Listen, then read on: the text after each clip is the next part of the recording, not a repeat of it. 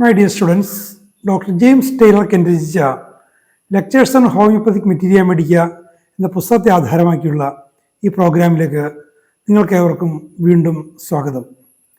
ഈ പരമ്പരയുടെ 226-ാമത്തെ എപ്പിസോഡിൽ കാരി ആഴ്സണോസിക്കം എന്ന അധ്യായത്തിൻ്റെ രണ്ടാം ഭാഗമാണ് നമ്മൾ പരിഗണിക്കുന്നത്. ഈ ഭാഗത്ത് ഈ ഔഷധത്തിൻ്റെ വളരെ സമൃദ്ധമായ മെൻ്റൽ സിംറ്റംസാണ് ഇത് കൂടുതലുള്ളത്. മെൻ്റൽ സിംറ്റംസിൽ പ്രധാനമായിട്ടും ആഴ്സനിക്കത്തിൻ്റെ ഒരു സ്വാധീനമാണ് കാണുന്നത്. നമ്മൾ തുടക്കത്തിലെ ആഴ്സനിക്കം ആൽബം എന്ന അധ്യായം നമ്മൾ കണ്ടതാണ്. അതിൽ പരിചയിച്ച പല ലക്ഷണങ്ങളും ഇവിടെയും നമുക്ക് അതേപടിയോ ചെറിയ വ്യത്യാസങ്ങളോടെ നമുക്ക് കാണാൻ സാധിക്കും. Arsenicum is stamped upon the mental symptoms, anxiety even to great anguish with great fear. ഉത്കണ്ഠ നമ്മൾ ആഴ്സനിക്കത്തിൽ കണ്ടതാണ്. ആ കണ്ട ഉത്കണ്ഠയുടെ ഒരു പരമകാഷ്ഠ, ഗ്രേറ്റ് ആംഗ്വിഷ്. ആംഗ്വിഷ് എന്ന് പറയുന്നത് തന്നെ വല്ലാത്ത മാനസിക വ്യഥ, മനോവേദന എന്നൊക്കെ പറയാം. അത് ഗ്രേറ്റ് ആംഗ്വിഷ് എന്ന് പറയുമ്പോൾ അതിൻ്റെ അങ്ങേയറ്റം. വിത്ത് ഗ്രേറ്റ് ഫിയർ, ഭയം, അങ്ങേയറ്റത്തെ ഭയം. Anxiety in the morning on waking, രാവിലെ ഉണർന്നെഴുന്നേൽക്കുമ്പോൾ തന്നെ ഉത്കണ്ഠ അയാളെ വേട്ടയാടി തുടങ്ങും. But most marked in the evening and during night. ഈ ഉത്കണ്ഠ, ഈ ആങ്സൈറ്റി കൂടുതൽ ശക്തമാകുന്നത് സായാഹ്നത്തിലും രാത്രിയിലുമാണ്. He's anxious without cause. ഉത്കണ്ഠയ്ക്കൊരു കാരണമുണ്ടെങ്കിൽ കൊള്ളാം, എന്തെങ്കിലും നമുക്ക് പറയാം. ഇത് അകാരണമായ ഉത്കണ്ഠയാണ്. എബൌട്ട് ഹിസ് ഹെൽത്ത്, ഈ അകാരണ ഉത്കണ്ഠ എന്താണ്? സ്വന്തം ആരോഗ്യത്തെക്കുറിച്ച്. ആങ്ഷ്യസ് ബിഫോർ സ്റ്റൂൾ, മലശോധനയ്ക്ക് മുൻപ് അങ്ങനെ ഒരു ഉത്കണ്ഠ. Wakens during the night with anxiety and fear. ഉത്കണ്ഠയും ഭയവും വർദ്ധിച്ചിട്ട് ഉറക്കം പോലും തടസ്സപ്പെട്ട് രാത്രി ഈ രോഗി ഉണർന്നെഴുന്നേൽക്കും. He fears to go to bed. ഇത്തരം അനുഭവങ്ങളുള്ളതുകൊണ്ട് ഉറങ്ങാൻ പോകാൻ തന്നെ ഇയാൾക്ക് ഭയമാണ്. He fears death or a crowd of people. It equally dreads being alone. മരണത്തെ ഭയമുണ്ട്, ആൾക്കൂട്ടത്തെ ഭയമുണ്ട്, പക്ഷേ തനിയെ ഇരിക്കുന്നതിലും ഭയമുണ്ട്. ഇങ്ങനത്തെ ഒരു വല്ലാത്തൊരു സങ്കീർണാവസ്ഥ, ചെറുത്താനും കടലിനിടയിൽ പെട്ട എന്ന പോലെയുള്ളൊരവസ്ഥ. ആൾക്കൂട്ടത്തെ ഭയം, തനിയെ ഇരിക്കുമ്പോഴും ഭയം. Fear that something will happen. എന്തോ സംഭവിക്കാൻ പോകുന്നു എന്തോ സംഭവിക്കും. വിൽ ഹാപ്പൻ, എന്തോ സംഭവിക്കും, ഉറപ്പാണ്. ഫിയർ ഓഫ് പീപ്പിൾ, ആളുകളെ ഭയം. He's very easily frightened and startled. വളരെ പെട്ടെന്ന് ഭയപ്പെടുന്നു, ഞെട്ടുന്നു. ചെറിയൊരു അനക്കം, ഒച്ച ഒക്കെ കേട്ടാൽ മതി ഞെട്ടിപ്പോകും, ഭയന്നു പോകും. He has frightful delusions and sees images. ഭയാനകമായ ദർശനങ്ങൾ, മിഥ്യാദർശനങ്ങൾ, ഇല്ലാത്ത കാര്യങ്ങൾ സങ്കല്പിച്ച് കാണൽ, അത് ഭയമുള്ള കാര്യങ്ങൾ സങ്കല്പിച്ച് കാണൽ. Frightful delusions and sees images, പല പല രൂപങ്ങളെ കാണുന്നു. He despairs recovery. തനിക്ക് രോഗശാന്തി ഉണ്ടാകുമെന്ന് അയാൾക്കൊരു ചിന്തയില്ല. ആ ഒരു പ്രത്യാശ പോയി. രോഗമുണ്ടെങ്കിലും അതിൽ നിന്ന് ശാന്തി കിട്ടും, രോഗത്തിൽ രക്ഷപ്പെടാമെന്നുള്ള പ്രത്യാശ മനുഷ്യൻ മുന്നോട്ട് നയിക്കും. ഇവിടെ അങ്ങനത്തെ ഒരു പ്രത്യാശ പോലും ഇല്ലാത്തൊരവസ്ഥ. He sees dead people in his nightly delirium. രാത്രിയിൽ വരുന്ന ഈ ഉന്മാദാവസ്ഥയിൽ, അസ്വസ്ഥതകളിലെല്ലാം മരിച്ച ആളുകളെ അയാൾ കാണും. His thoughts dwell upon death and he's sure he's going to die. അയാൾ മരണത്തെ ചുറ്റിപ്പറ്റിയാണ് അയാളുടെ ചിന്തകളെല്ലാം. താൻ മരിക്കുമെന്നുള്ള കാര്യത്തിൽ അയാൾക്ക് യാതൊരു സംശയമില്ല, അയാൾക്ക് ഉറപ്പാണ് കാര്യം. He's very fretful and dislikes to answer questions. വല്ലാതെ ഇറിറ്റബിളാണ്, ഫ്രെറ്റ്ഫുൾ, പെട്ടെന്ന് ഇറിറ്റേറ്റഡ് ആവും, പെട്ടെന്ന് അസ്വസ്ഥയാവും. ചോദ്യങ്ങൾക്ക് മറുപടി പറയാൻ പോലും അയാൾക്ക് താല്പര്യമില്ല. He behaves like a crazy man. ഒരു വട്ടനെ പോലെ അയാൾ പെരുമാറും. Fickle minded with confusion. ആശയക്കുഴപ്പം, കൺഫ്യൂഷൻ. ഫിക്കിൾ മൈൻഡഡ് എന്ന് വെച്ചാൽ ഒരു സ്ഥിരചിന്തയില്ല, ചിന്തകളും തീരുമാനങ്ങളും ഒക്കെ ചാഞ്ചാടിക്കൊണ്ടിരിക്കും. ഒരു ചഞ്ചല പ്രകൃതി. കുരങ്ങിൻ്റെ സ്വഭാവം എന്ന് നമ്മൾ നേരത്തെ ഒരു വർഷത്തിൽ കണ്ടിട്ടുണ്ട്, ചഞ്ചല പ്രകൃതി. അതുകൊണ്ട് ആശയക്കുഴപ്പമുണ്ട്. കോൺസ്റ്റൻ്റ്ലി ഡിസ്കണ്ടൻറ്റഡ്. ഡിസ്കണ്ടന്റ് എന്ന് വെച്ചാൽ എപ്പോഴും തൃപ്തിയില്ലാതെ, ഒന്നിലും ഒരു തൃപ്തിയില്ലാതിരിക്കുക. അത് കോൺസ്റ്റൻ്റ്ലി അയാളുടെ സ്ഥിര സ്വഭാവമാണ്. അയാൾക്ക് ഒന്നിനും താല്പര്യമില്ലാതൊരു മനുഷ്യനാണ്. കോൺസ്റ്റൻ്റ്ലി ഡിസ്കണ്ടൻറ്റഡ്. വെരി എക്സൈറ്റബിൾ, പെട്ടെന്ന് ഉത്തേജാവസ്ഥ ആവുന്നു. Mental exertion intensifies mental and head symptoms. അപ്പോൾ മാനസിക അധ്വാനം കൊണ്ട് മാനസിക ലക്ഷണങ്ങളും തലയുമായിട്ടുള്ള ലക്ഷണങ്ങളും തലവേദന പോലുള്ള കാര്യങ്ങളും വർദ്ധിക്കും. ഓൾവേസ് ഇൻ എ ഹറി, എപ്പോഴും തിരക്കിട്ടാണ് കഴിയുന്നത്. ഒരു അവധാനതയോടെ സാവകാശത്തോടുകൂടി കാര്യങ്ങൾ ചിന്തിച്ച് ചെയ്യുന്നില്ല, എപ്പോഴും തിരക്കാണ്. ആൻഡ് വെരി എക്സൈറ്റബിൾ, എപ്പോഴും പെട്ടെന്ന് ഉത്തേജിതാസലയാവും. പലപ്പോഴും കുറ്റകൃത്യങ്ങളിലേക്ക് എത്തിപ്പെടാൻ സാധ്യതയുള്ള ആളുകളാണ്. ക്രിമിനൽസ് അല്ല, പക്ഷേ ക്രിമിനൽസ് ആയിത്തീരാൻ സാഹചര്യങ്ങൾ കൊണ്ട് സാധ്യതയുള്ള ആളുകളാണ്, എക്സൈറ്റബിളാണ്. Many hysterical symptoms with cramps and fainting, വലിച്ചുപോച്ചലുകൾ, ബോധം കെട്ട് ബോധക്ഷയം, അങ്ങനെയൊക്കെ വരുന്ന അതടക്കം ഹിസ്റ്റീരിക്കലായിട്ടുള്ള symptoms. Indifference to all pleasures, മറ്റൊരു ലക്ഷണം. എല്ലാവിധ സന്തോഷാനുഭവങ്ങളോടും ഒരുതരം മുഖം തിരിച്ച് നിൽക്കുക, ഒരുതരം വിരക്തി. സന്തോഷമുള്ള കാര്യങ്ങൾ, സന്തോഷമുള്ള ആളുകളെ കാണൽ, യാത്ര പോകൽ, ആഘോഷങ്ങൾ, ഇതിനോടെല്ലാം മുഖം തിരിച്ച് നിൽക്കൽ, indifference. Cannot settle upon what he wants to do. ഇത് ഒരുപാട് പേര് അലട്ടുന്നൊരവസ്ഥയാണ്. എന്ത് ചെയ്യണമെന്നുള്ള കാര്യത്തിൽ ഒരു തീരുമാനത്തെത്താൻ പറ്റുന്നില്ല. അത് ചെയ്യണോ, ഇത് ചെയ്യണോ, അല്ലെങ്കിൽ മറ്റേത് ചെയ്യണോ, അങ്ങനെ ഒരു ആശയക്കുഴപ്പം, ഒരു തീരുമാനത്തെത്താൻ പറ്റുന്നില്ല. ഇതും പല പല ഔഷധങ്ങളും നമ്മൾ കണ്ടിട്ടുള്ളതാണ്. ഇത്തരം ബുദ്ധിമുട്ടുള്ള ഒരുപാട് മനുഷ്യരുണ്ട്. അവർക്കൊക്കെ നമ്മളുടെ ഹോമിയോപ്പതി ഉചിതമായ ഔഷധം കൊടുത്തു കഴിഞ്ഞാൽ അതിൽ മാറ്റം വരും. മാറ്റം വരുന്നത് ഞാൻ കണ്ടിട്ടുമുണ്ട്. Wakens up in the morning very fretful. പ്രഭാതത്തിൽ വല്ലാതെ അസ്വസ്ഥതയായിട്ടാണ് ഇയാൾ എഴുന്നേൽക്കുന്നത്. ചിലർ പറയില്ലേ, ചില കുട്ടികളെക്കുറിച്ച് പറയും, എഴുന്നേറ്റ് വരുമ്പോൾ തന്നെ ആകെ ഇറിറ്റേറ്റഡാണ്, ആകെ അസ്വസ്ഥതയും ഇറിറ്റബിലിറ്റിയുമായിട്ടാണ് എഴുന്നേറ്റ് വരുന്നത്. ആ ഒരു സ്വഭാവം. He's irritable during chill and during headache. കുളിരും പനിയും വരാൻ നേരത്ത്, തലവേദനയുടെ സമയത്തൊക്കെ ഈ പേഷ്യൻ്റ് ഇറിറ്റബിളാകാം. He has impulses to do violence to his friends to kill somebody. ഉണ്ടോ, തൻ്റെ സുഹൃത്തുക്കളോട് അക്രമം കാണിക്കാൻ, ആരെങ്കിലും കൊല്ലാനുള്ള ഒരു പ്രേരണ, ഇമ്പൾസ്, വല്ലാത്ത നിയന്ത്രിക്കാൻ പറ്റാത്തൊരു പ്രേരണ. ലാമെൻറ്റിങ് ആൻഡ് ബിവൈലിങ്, എപ്പോഴും എന്തെങ്കിലും പറഞ്ഞിങ്ങനെ പദം പറഞ്ഞ് കരയുക എന്ന് പറയില്ല, എന്തെങ്കിലും പറഞ്ഞ് ലാമെൻറ്റിങ്, അതിനെക്കുറിച്ച് ഇങ്ങനെ സഹതപിച്ച് പരിതപിച്ച് കരഞ്ഞുകൊണ്ടിരിക്കുന്നു. ബിവൈലിങ്, എപ്പോഴും ഇങ്ങനെ ദുഃഖം പ്രകടിപ്പിക്കുന്നൊരു സ്വഭാവം. ബിവൈലിങ്, ദുഃഖം പ്രകടിപ്പിച്ചുകൊണ്ടിരിക്കും. ഹിസ് മെമ്മറി ഈസ് വീക്ക്, ഓർമ്മശക്തി ക്ഷീണമായി പോയി. He grows morose and quarrelsome, fault finding and scolds those about him.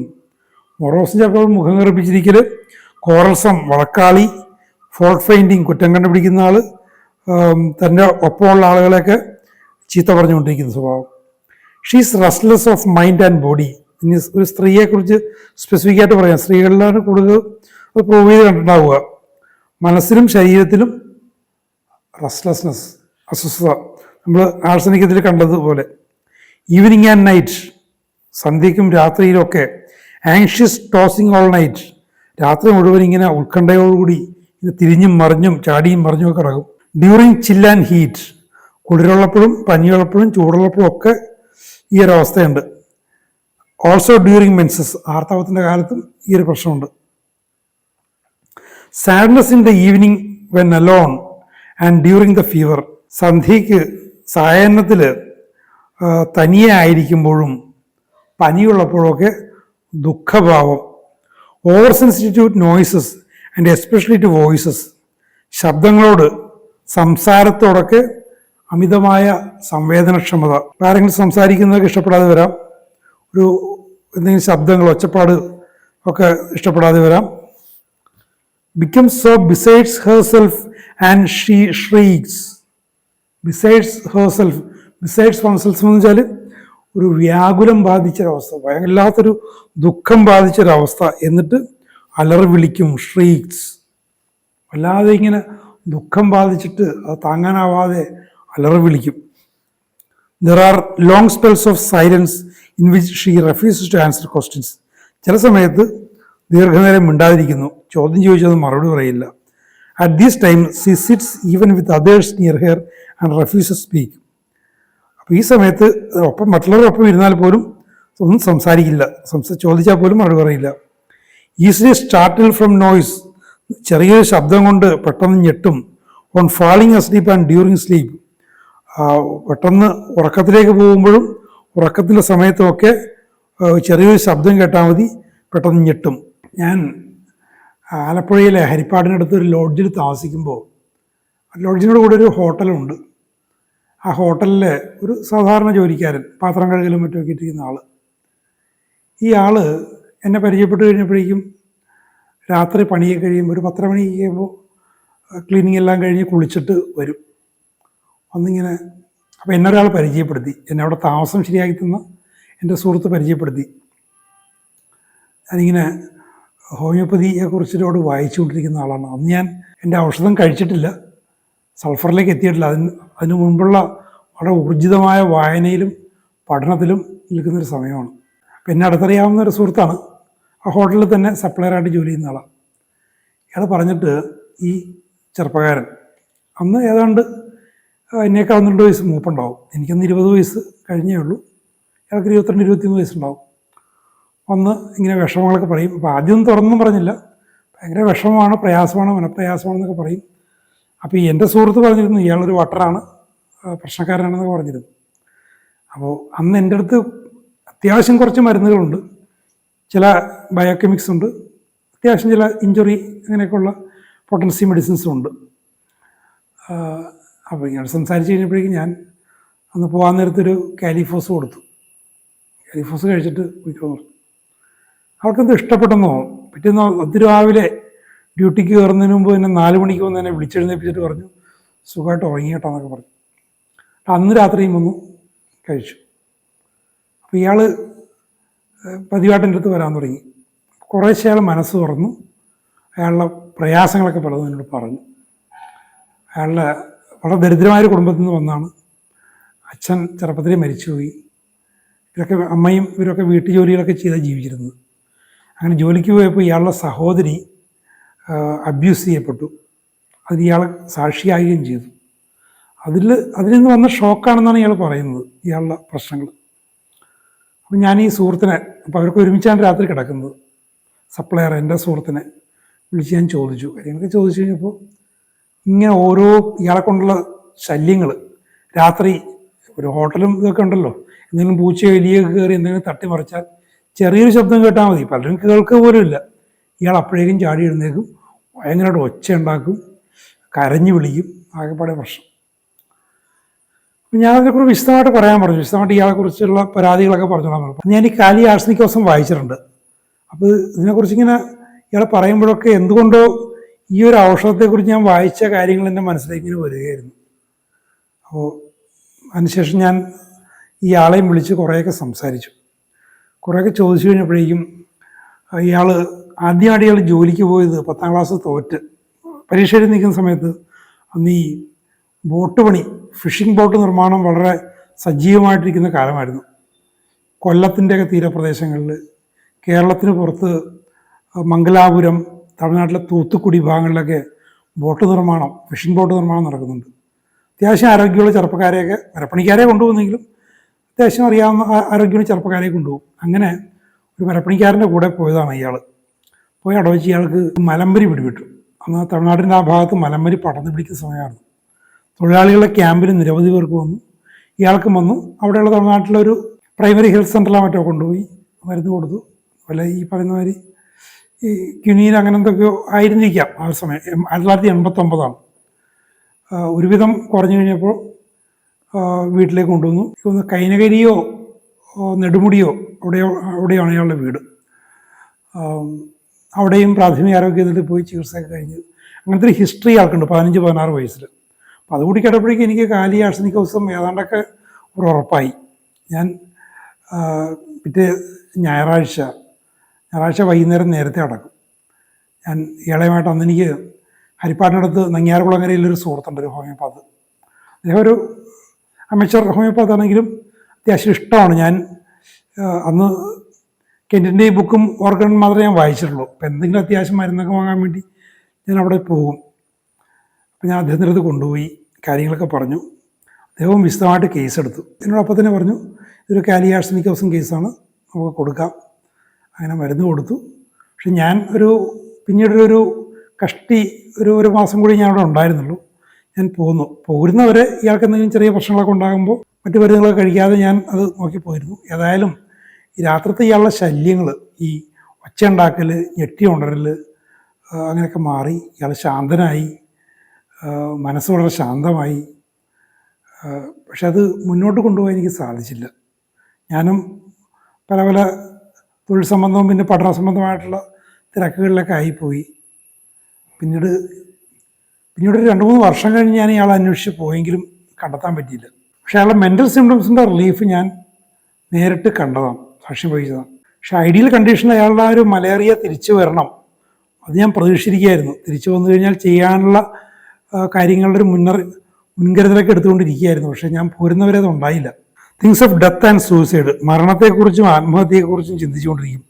Suspicious of all her best friends, തൻ്റെ ഏറ്റവും അടുത്ത സുഹൃത്തുക്കളെക്കുറിച്ചൊക്കെ സംശയമാണ്. Persistent tormenting thoughts often keeping him awake at night. Tormenting thought, തന്നെ പീഡിപ്പിക്കുന്ന ചിന്തകൾ. ഞാൻ പറഞ്ഞ ആ സുഹൃത്തിൻ്റെ കാര്യത്തിൽ മോഹൻ എന്ന മറ്റായിരുന്നുള്ള പേര്. ചിന്തകൾ ടോർമെൻറ്റിംഗ് തോട്ട്സ് ആയിരുന്നു അയാളുടെ വല്ലാതെ പീഡിപ്പിക്കുന്ന ചിന്തകൾ. ഇപ്പോൾ രാത്രി മുഴുവൻ ഉണർന്നിരിക്കും. അതിനോടൊപ്പം with feet and legs icy cold and head hot. പാദങ്ങളും കാലും മഞ്ഞുപോലെ തണുത്തിരിക്കും, തല ചൂടായിരിക്കും. ഈ കാര്യവും വളരെ കൃത്യമായിട്ട് ഇയാൾക്കുണ്ടായിരുന്നു. അത് ഞാൻ വെരിഫൈ ചെയ്തതാണത്. ഇതുകൂടി കണ്ടു കഴിഞ്ഞപ്പോഴാണ് കാരി ആഴ്സനിക്കോസം തന്നെ ആയിരിക്കും എന്നുള്ളൊരു ചിന്ത എന്നിൽ ഉറച്ചത്. He becomes increasingly timid.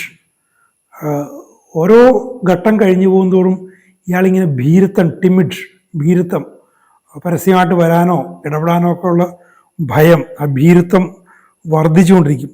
Weeping at night without cause, ഒരു കാരണമില്ലാതെ രാത്രിയിൽ ഇയാൾ കരഞ്ഞുകൊണ്ടിരിക്കും, മോങ്ങിക്കൊണ്ടിരിക്കുക. ഇദ്ദേഹത്തിൻ്റെ സുഹൃത്ത് സപ്ലയർ എന്നോട് അങ്ങനെ പറഞ്ഞു, അവർ പട്ടിയെ പോലെ മോങ്ങിക്കൊണ്ടിരിക്കുന്നു.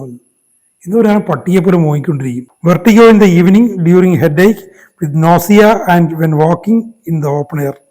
തലകറക്കം സായാഹ്നത്തിൽ, തലവേദനയുള്ളപ്പോൾ, ഓക്കാനത്തോടു കൂടി നടക്കുമ്പോൾ, തുറന്ന വായി നടക്കുമ്പോൾ ഒക്കെ.